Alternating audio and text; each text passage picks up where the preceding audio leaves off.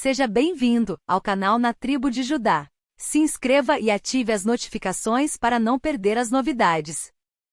Chega para ele e fala assim: meu filho, você não entendeu? Eu amo tanto você como ele. Ele estava perdido e foi encontrado. Estava morto e reviveu. E por que essa parábola não tem um fim? Simplesmente por questão de contexto. Aonde, pergunto à igreja, eu quero a resposta de vocês, aonde Jesus estava contando essas três parábolas?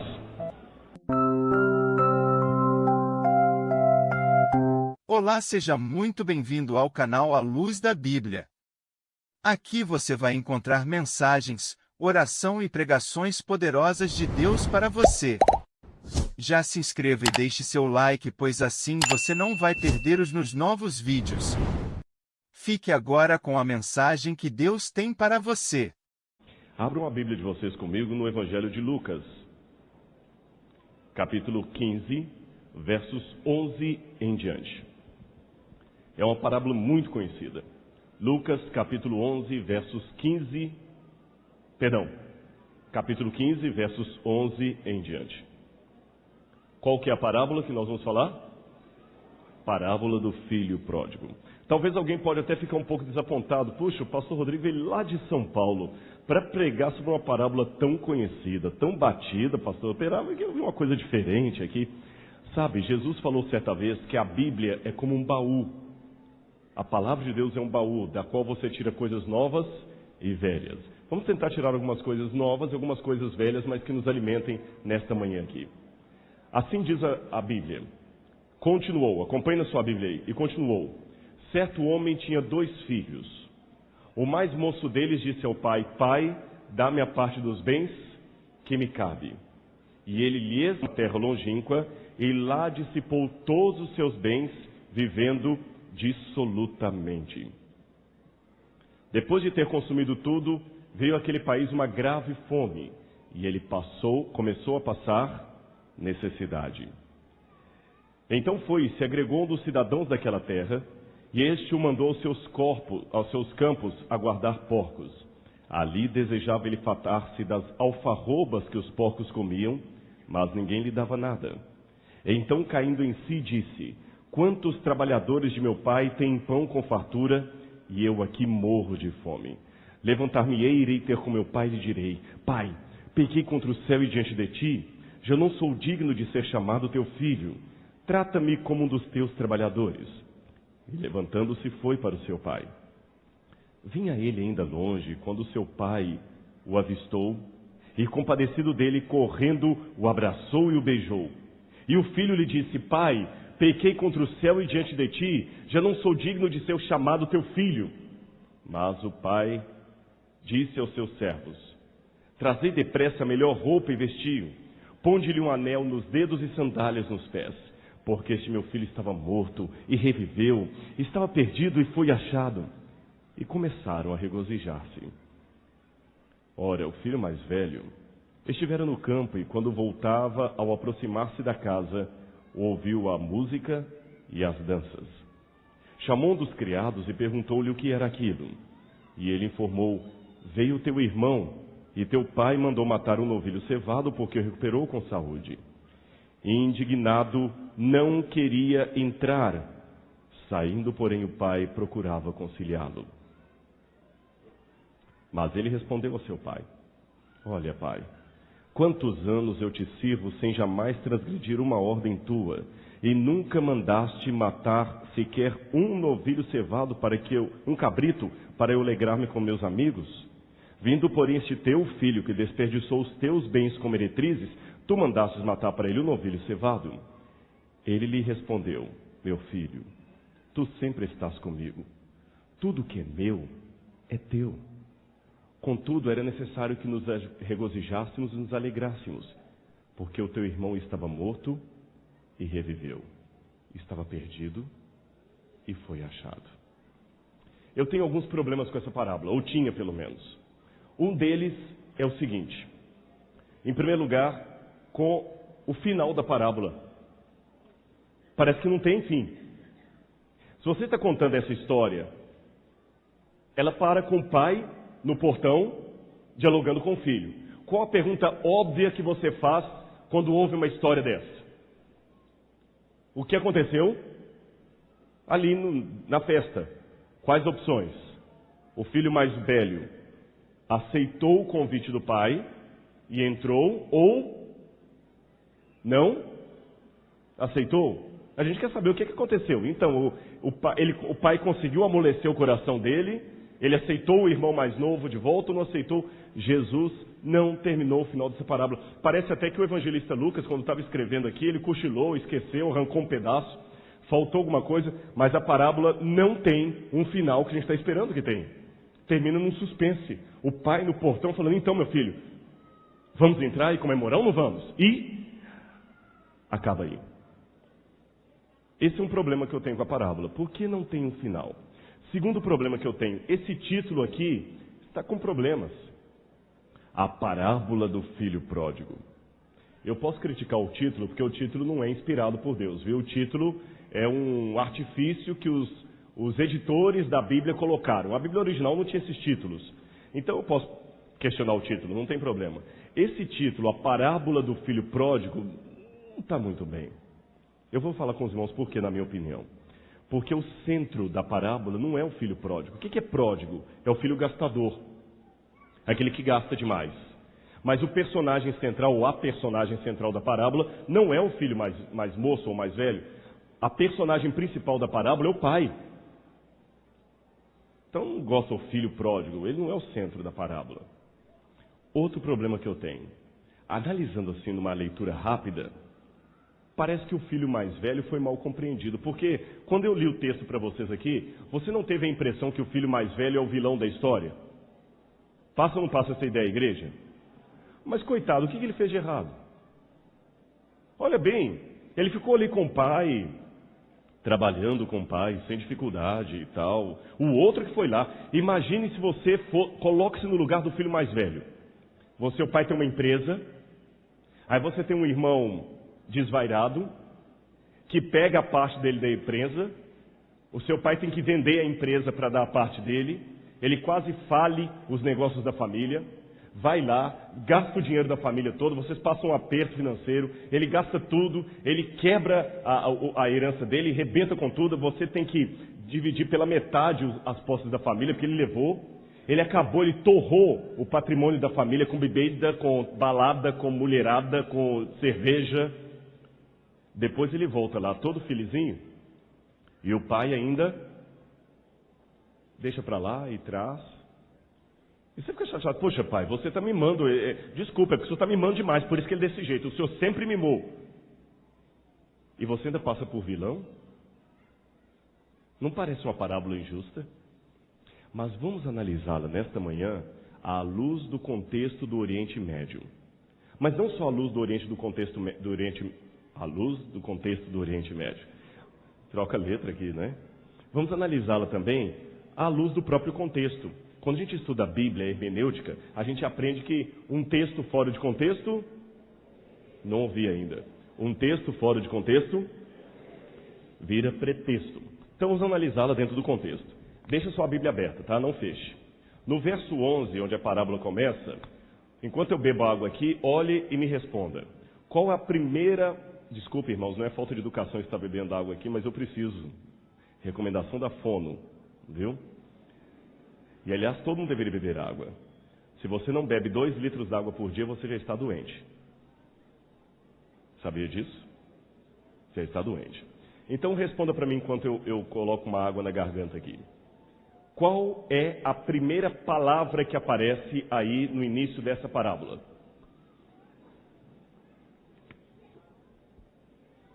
A história de um pai amoroso e 2 filhos perdidos. Um dentro e um fora. Mas como, pastor? Você acabou de falar que o... Vamos ver o texto? Certo pai tinha 2 filhos. O mais moço disse, pai, dá-me a parte dos bens que me cabe. Eu passei por uma experiência inspirado em Kenneth Bailey. Kenneth Bailey viveu muito tempo como missionário no Líbano. E ele gostava de estar com os beduínos. Eu fiz isso também. Quando você conversa com um beduíno, você aprende muita coisa da cultura bíblica, mesmo sendo muçulmanos, porque em termos culturais, ele está na terra, ele está morando ainda em tenda, como Abraão. Por exemplo, no Sudão, O beduíno que ficou comigo ali, ele não sabia ler e escrever, não sabia o nome do presidente do país. Mas ele sabia citar o nome de pelo menos 30 ou 40 ancestrais dele. Lá no Oriente Médio, as crianças até apanham, porque eles são meio rústicos na educação, para decorar o nome dos seus ancestrais. Por quê, pastor? Eu digo você por quê. Vamos supor que como é que é o seu nome? Você que está sentado bem aqui. Renan. O Renan está perdido no deserto. A minha tribo encontra o Renan. A primeira coisa que eu ia perguntar ao Renan é o seguinte: quem é o seu pai? Eu sou filho de João. E o pai do seu pai? Eu sou filho de João, que é filho de Luiz, que é filho de ciclano de tal lugar. Aí eu fico ouvindo com toda a tribo ele dizendo, e à medida que ele vai falando nos ancestrais dele, eu tento achar nos ancestrais dele alguém que seja amigo da nossa tribo, ou parente distante. Opa, peraí, você é filho de fulano? Fulano ajudou meu avô. Quando meu avô passou sede, você é meu irmão, vou te ajudar. Então, assim como no Ocidente, toda mãe ensina para a criança o seu nome completo, o nome do seu pai e da sua mãe, e o seu endereço, lá você tem que aprender a sua genealogia, porque a sua salvação depende disso. Entende agora por que a Bíblia tem aquelas partes chatas de ler de tanta genealogia? Para eles é importante. Então é bom conversar com os beduínos. E quando você pergunta para um beduíno assim, conta essa parábola para eles, a reação é interessante. Eu vi isso no Sudão. Eles se assustam. Eu de propósito perguntei por quê. Eu falei que eu me inspirei em Kenneth Bailey para fazer isso. Impossível essa história. Eles são descrentes. Por quê? Nenhum jovem teria coragem de fazer isso com o pai. Faz isso o quê? Pedir herança para o pai. Falei, mas como? Um jovem não pediria herança para o pai, porque eu, como ocidental, qual o problema? Isso acontece, não sei, não sou advogado, não sei se legalmente existe uma emancipação que o filho pode pegar a herança, não entendo de leis. Mas para eles, não. Mas por quê? Não faz, não tem como. E se um filho pedisse herança para o pai? Tá, vamos supor, se pedisse, o pai bateria nele na mesma hora. E se ele insistisse, o pai bateria nele e a aldeia o expulsaria daqui. Mas por quê? Por que é tão grave assim isso? Porque não existe herança dada em vida. Quando o jovem chega para o pai e fala, eu quero a minha herança, ele está dizendo, eu quero que o senhor morra. Entenderam a gravidade do pecado do filho mais moço? Eu quero que o senhor morra, pai. Quem é pai aqui, imagina o seu filho chegando para você e falando assim, eu quero que você morra. Ainda que seja num momento de raiva. Deve doer um bocado. Um bocado. Agora, o filho mais velho, pelas leis do Oriente Médio, é o primogênito. O primogênito tinha a responsabilidade de ser o substituto do pai em qualquer situação. Só o silêncio dele o denuncia. O que vocês acham que o filho mais velho deveria fazer? Repreendeu o mais moço? Cala a boca! Como você atreve a falar assim com o nosso pai? Só o silêncio dele já o denuncia. Mas, pior do que isso, olha na sua Bíblia aí o que está dizendo. O filho mais moço pede o pai, pai, dá-me a parte dos bens que me compete, e o pai lhes repartiu, completem, os haveres. O pai lhes repartiu. Isso está no singular ou plural? Então, quantos receberam herança? Os dois. O filho mais velho também participou do pecado. A diferença entre o primeiro e o segundo é que o segundo era mais hipócrita, o primeiro era mais sincero. E deixe-me dizer para você que Deus é menos ofendido pela sinceridade de um pecador do que pela hipocrisia de um santo. Não estou aqui atenuando o pecado de ninguém, não estou querendo dizer que pode pecar à vontade, blasfemar contra Deus, não é isso. Mas às vezes tem pessoas que estão cometendo o mesmo pecado do blasfemo. A diferença é que um é sincero para dizer que odeia e o outro mente, mas diz com seu corpo, com seu comportamento. São pessoas perdidas dentro da igreja e que nem sabem que estão perdidas. Aí o filho mais moço sai. E vocês sabem a consequência de tudo. Ele gasta os seus bens com prostitutas. Ele perde a noção do perigo. Aliás, essa é uma das grandes armadilhas de Satanás, principalmente para os jovens. Você pensa que nunca vai acontecer com você. Eu tenho 42 anos. Mas deixe-me falar com os irmãos uma coisa aqui, e eu sei que tem faculdade de psicologia, não pensem que é a crise dos 40, não. Eu estou falando de maneira muito bem resolvida, senão não falaria aqui. Tá certo? E alguém fala, está elaborando. Pode ser. Não é psicólogo, eu estou elaborando.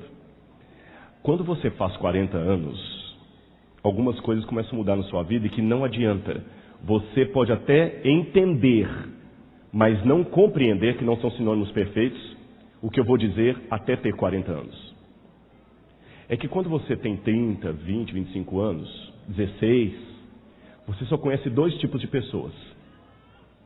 Os jovens como você e os velhos.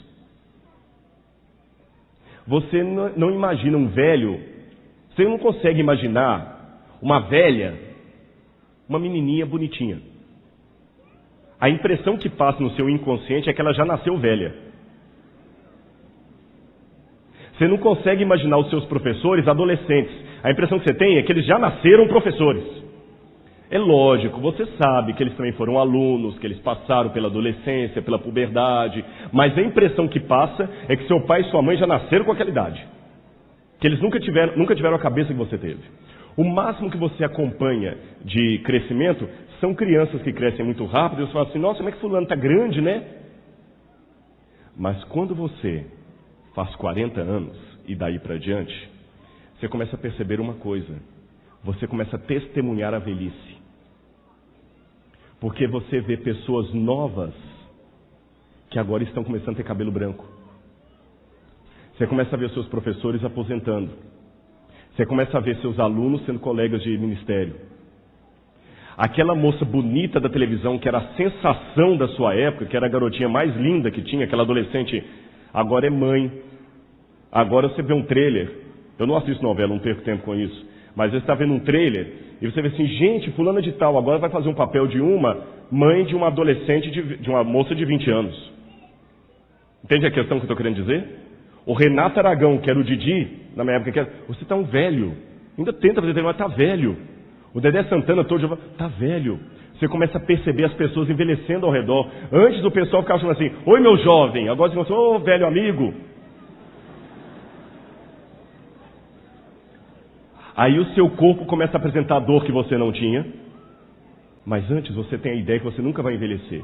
Antes dos 40, passava o Natal, demorava tanto a vir outro Natal, custava tanto. Aniversário, passa o seu aniversário, demora tanto a vir outro. Agora não. Parece que eu estive aqui outro dia mesmo fazendo semana de oração, já passaram quantos anos? Os jovens às vezes são tentados a achar que são eternos. Mas você não é eterno. Sabe aquele olho que você... Agora eu fui ao médico e descobri que eu tenho acho que 0,5 graus de... Não sei se miopia. Eu estou resistindo a usar óculos. Mas de vez em quando eu já vejo fantasminha. Mesmo sem acreditar em imortalidade da alma. Você não é eterno. O jovem pródigo pensou que ele era eterno. Gastou tudo sem pensar no dia de amanhã. Resultado? Foi parar na pocilga. Comendo alfarrobas que porcos comiam. Tem gente que não entende bem isso. Ele não comeu lavagem não, viu irmãos? Tem que pensar, ele comeu lavagem, né? Não, não é lavagem. Aquela alfarroba, o ser humano comia aquilo. Comia, pastor, comia.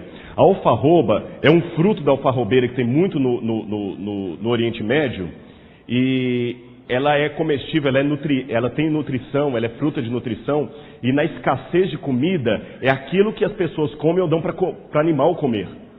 Acabou o trigo, você pega aquela alfarroba e fica comendo aquilo ali. Ela é chamada de pão de São João. Esta é, na minha opinião, o gafanhoto que João comeu lá, porque um dos apelidos da alfarrobeira era gafanhoto. Quando fala na Bíblia que João comia mel silvestre e gafanhoto, João comia fruto da alfarrobeira. Era uma maneira de falar o seguinte, estou mostrando para o pessoal que estamos vivendo época de escassez espiritual. Por isso João comeu a fruta da alfarrobeira, o mesmo alimento do filho pródigo. Quando ele está ali, ele levanta e fala, pá, chega disso.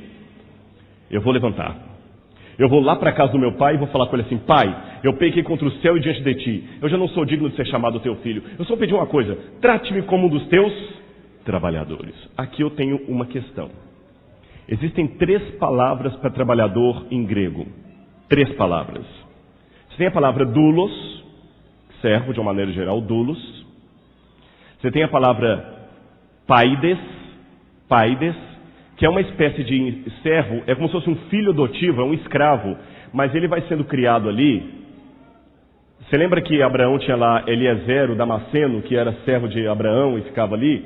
Ele é um escravo que tem quase a função de um filho adotivo. Tanto é que na ausência do dono, ele dá para o escravo a herança e uma porção a liberdade e uma porção da herança. Paides. Da mesma palavra filho, também vem daí, criança. E em terceiro lugar havia a palavra mistos. Mistos era o trabalhador que trabalhava de dia, recebia à tarde e ia embora. O mistos era o trabalhador diarista. Ele não tinha compromisso. Eu não sei se aqui na Bahia se chama assim. Professor Natan, me ajude aqui. A gente chama lá em São Paulo chapa. Aquele pessoal que descarrega caminhão. Aqui chama chapa também. O chapa não é um trabalhador fiel. Ele não tem carteira assinada. Você chega com um caminhão lá, ele está sentado lá. Olha, eu quero descarregar o caminhão. Ah, me dá 20 conto aí. Você dá, ele descarrega e vai embora. Você nem pergunta o nome dele. Entenderam? Chapa? Esse é o mistos. É o terceiro tipo de trabalhador. Eu pergunto a vocês. O que vocês deduzem no original grego está? Que tipo de empregado o filho pródigo pediu para ser? Vocês acham que ele pediu para ser um doulos, um servo da casa? Será que ele pediu para ser um paides, uma criança adotiva? Ou ele pediu para ser um mistos, um chapa? Foi exatamente o chapa. Ele, na minha opinião, não ainda estava bem convencido do lugar onde ele estava e do amor do pai. Ele ainda estava orgulhoso. Eu vou voltar para casa do meu pai, falar assim, pai, olha, eu pequei, eu sei que eu errei, não me dê sermão, por favor. Eu quero só ser um chapa para o senhor, eu trabalho uns 2, 3 dias aqui, ajunto meu dinheiro e vou embora e não te dou trabalho. E foi com esse espírito que ele foi até o pai. Só que a Bíblia diz que ele vinha ainda ao longe, e o pai estava em casa e o pai o viu. E quando o pai o viu, imagine a cena. Como era uma fazenda nos tempos bíblicos? A fazenda era mais ou menos assim. A casa principal do proprietário ficava onde está o púlpito aqui. Aqui onde fica o púlpito é a casa do proprietário. Assim nas costas, nesse lugar onde está sentado o pessoal aqui do coral, eu sei que eles não são do coral, estão fazendo às vezes, né? Aqui nesse lugar ficava a lavoura. Aonde vocês estão, ficavam os moradores, os colonos. E só havia uma entrada na fazenda, a porta central. Para você chegar na lavoura, tinha que passar por onde? Pela porta central. Para chegar até a casa grande, tinha que passar por onde? Pela porta central. Não tinha como entrar por outro lugar. Agora imaginem, quando ele veio para chegar até a casa do pai, por onde que ele tinha que passar? Por onde, igreja? Pela porta central. E passando pela porta central, quem iria vê-lo? Os colonos. Lembram que eu contei da reação do beduíno? Se um jovem fizesse uma coisa dessa na nossa aldeia, a aldeia o expulsaria, ele seria expulso. Numa época em que as pessoas resolviam tudo na pedrada, o que vocês deduzem que ia acontecer com ele quando ele entrasse na casa, na fazenda? O povo ia bater nele. Vocês acham que ele ia alcançar a casa do pai? Naquela cultura, irmãos, o regime era patriarcal. A figura do pai era a última coisa que você poderia desonrar. Você não poderia desonrar a figura do pai. Ele não ia nem chegar na casa do pai. O pessoal ia bater nele e apedrejá-lo antes de ele chegar lá. Vai embora daqui. Você ofendeu o nosso chefe. Você não merece estar aqui. Para prevenir isso, o que é que o pai faz? A Bíblia diz que o pai o vê ao longe. Reconhece nos trapilhos o filho. Aí o pai vai andando até o seu encontro. É isso? O pai foi andando? Eu vou descer. O pai foi andando até o encontro dele? O pai foi correndo. Interessante que na tradição judaica, até tem um livro apócrifo chamado Eclesiástico de Ben Zirac, diz mais ou menos assim: você reconhece um nobre pelo seu caminhar. Porque um homem de cabelos brancos jamais deve correr. Correr é coisa para jovem e para escravo. Um homem, um ancião, não corre na cultura do Oriente Médio porque é desonroso. Aliás, não precisa ir muito longe. Na nossa cultura também não é diferente. Vocês já viram um presidente de empresa chegando correndo para uma reunião? Vocês já viram? Já viram o presidente do banco? Vocês conseguem imaginar o presidente do banco Bradesco correndo, desesperado, descendo do carro correndo? O presidente Barack Obama? Alguns entenderam a piadinha. Vocês imaginam ele correndo? Por mais que esteja atrasado, geralmente a pessoa o quê? Caminha. Quem corre é o contínuo, é o funcionário. Um homem de idade não corre, caminha. Correr é humilhante. O que a Bíblia diz que o pai fez? Correu. Por que o pai correu? Primeiro, para evitar que o filho fosse alcançado pelos colonos. E segundo, ele atraiu sobre si a vergonha. Porque todo mundo, gente, um homem de idade correndo. Oh. E ao atrair a vergonha sobre si, ele tirou o filho do foco. E quando ele recebe o filho começa o discurso. Pai, pequei contra o céu e diante de ti. Ele interrompe o filho e ele faz duas coisas. Como é que ele cumprimenta o filho? Ele beija e abraça ou abraça e beija? Abraça e beija. Por que a ordem é importante? No Oriente Médio, só pessoas de igual nível, eles sempre beijam, viu? Eu cheguei a beijo de homem lá. Por isso que eu não aceito ser missionário.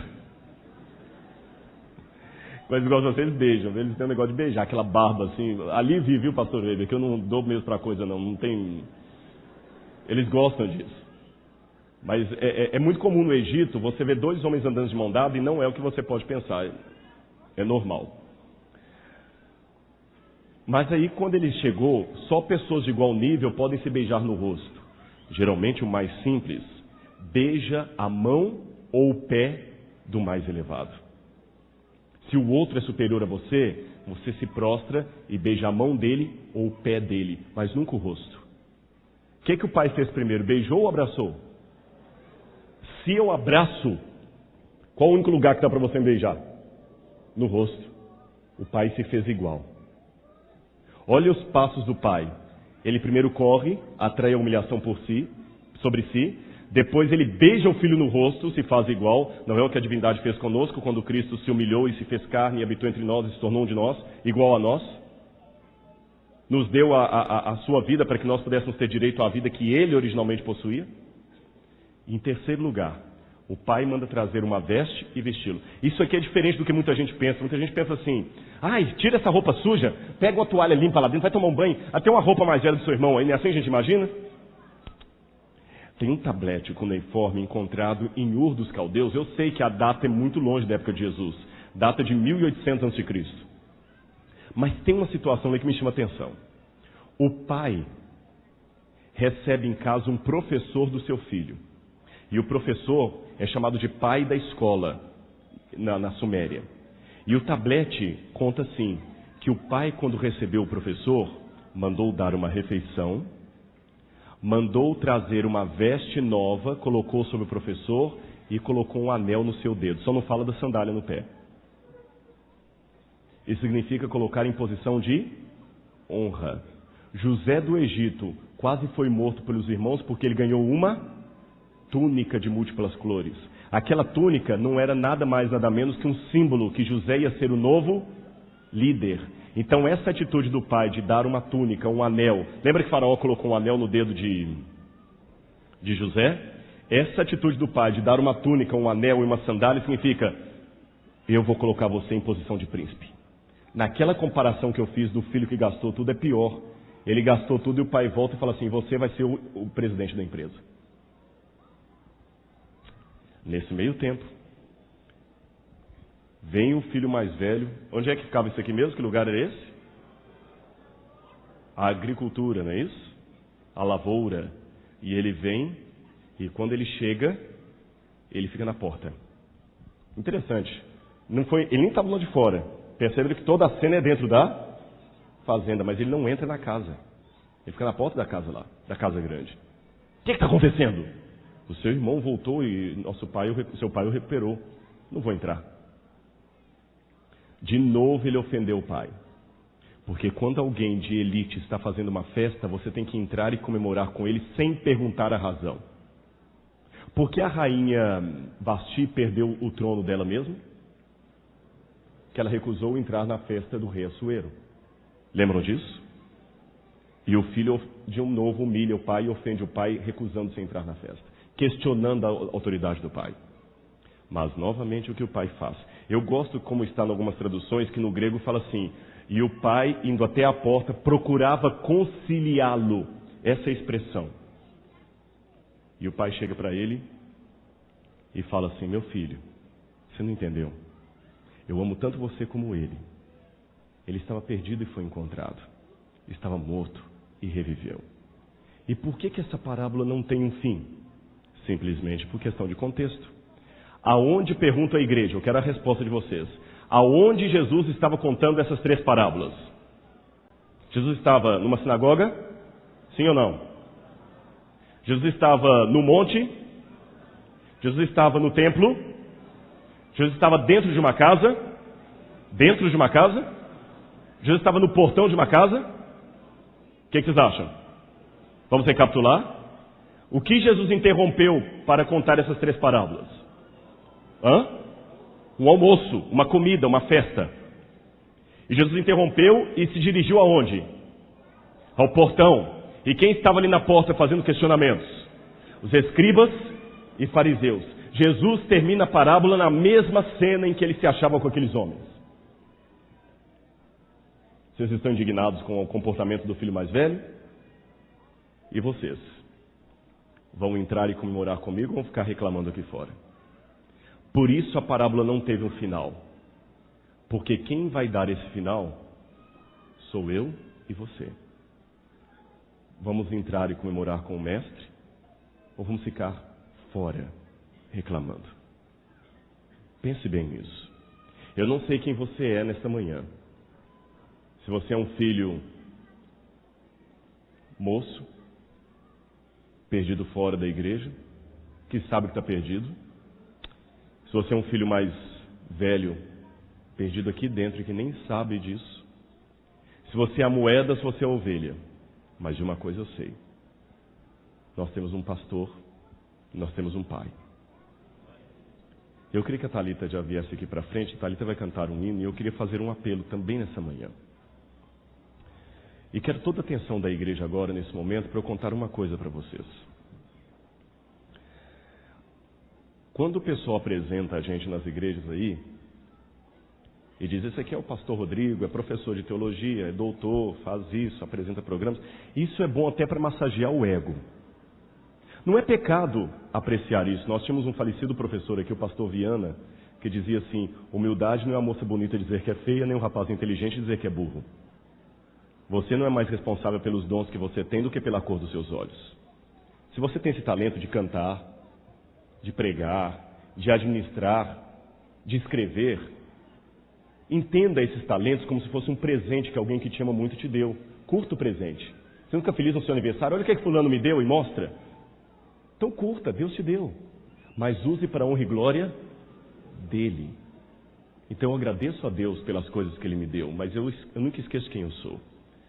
Agora, disto posto, talvez a parte mais importante do meu currículo nunca é apresentada em público.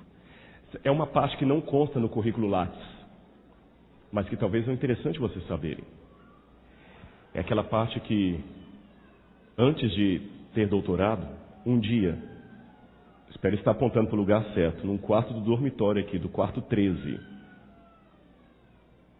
eu puxei a mala de dentro do guarda-roupa e falei, vou embora daqui. Não preciso agora lembrar os detalhes do porquê disso. Mas basta eu dizer, você que estava doendo muito aquele dia. Todas as dores imagináveis e inimagináveis. E eu quase fui embora do IAN aquele dia. E se eu passasse aquele portão, eu não sei nem se eu voltaria para a igreja. Sabe por que eu estou contando isso? É porque alguém pode estar falando assim, pastor, eu estou sentado aqui, mas você não sabe o que eu estou passando. É muito fácil para você falar, você está aí pregando, vai pegar daqui a pouquinho um avião, vai embora para casa, etc. Tem um lar feliz te esperando. Deixa eu dizer para você uma coisa. Não importa se é dor de cabeça ou dor de dente. Dor é dor.